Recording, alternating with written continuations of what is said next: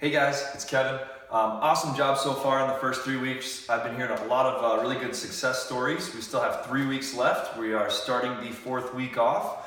So first off, I wanted to go over again, just before we start talking about some of this macronutrient timing stuff, what the priorities of the challenge are, because we have to make sure we have the first few things lined up before we even worry about protein, fat, and carbs or the timing of them or anything like that. So the focuses of the challenge are still focusing on food quality, getting enough sleep, hydration, digestion. And then as we go on down the line, we're gonna talk about macronutrients and the timing of them in this video. And then under that would be calories and then maybe supplements, maybe not.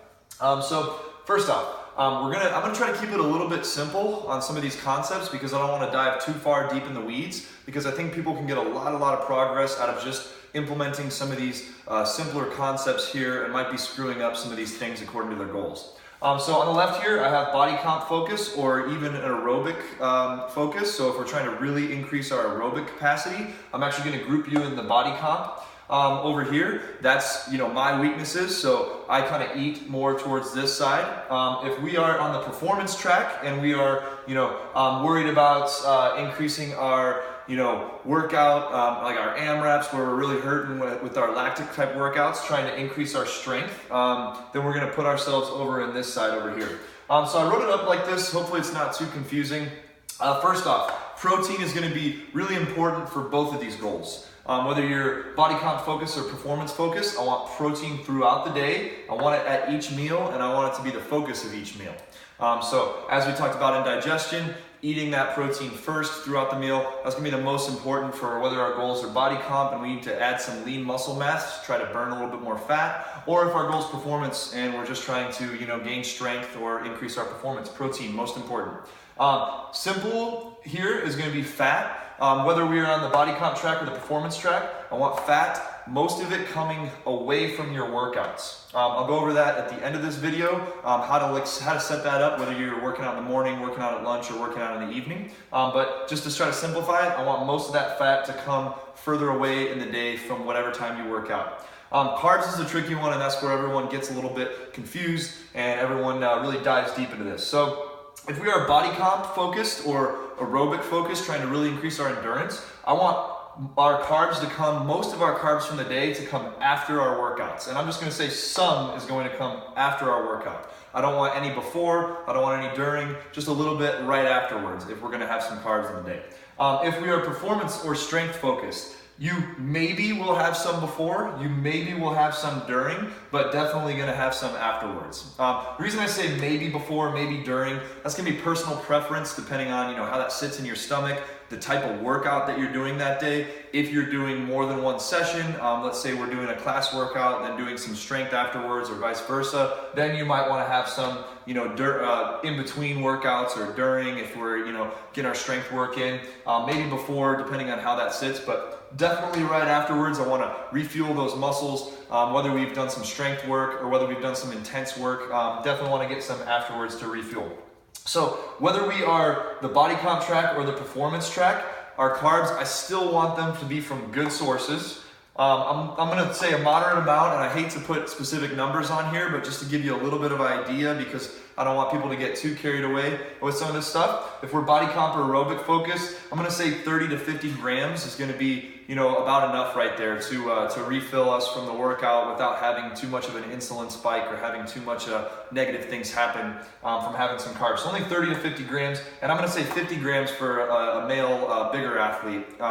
So performance focused, going to be a little bit wider range, 30 to 100 grams. I don't want you guys to get too tacked down on these specifics, but I do want you to just think about that if we are, a 140-pound female, we're going to have a lot less carbs than a 225-pound male.